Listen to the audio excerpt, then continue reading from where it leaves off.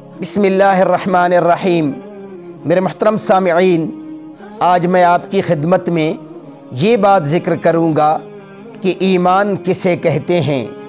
میرے محترم سامعین، ایمان اسے کہتے ہیں کہ خدا تعالی اور اس کی تمام صفتوں، فرشتوں، آسمانی کتابوں اور پیغمبروں کی دل سے تصدیق کی جائے، اور جو باتیں حضرت محمد صلی اللہ علیہ وسلم خدا تعالیٰ کی طرف سے لائے ہیں ان سب کو سچا سمجھے اور زبان سے ان تمام باتوں کا اقرار کرے۔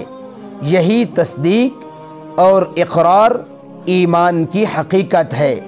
لیکن اقرار کسی ضرورت یا مجبوری کے وقت ساقط بھی ہو جاتا ہے، جیسے گونگے آدمی کا ایمان بغیر اقرار زبانی کے بھی معتبر ہے۔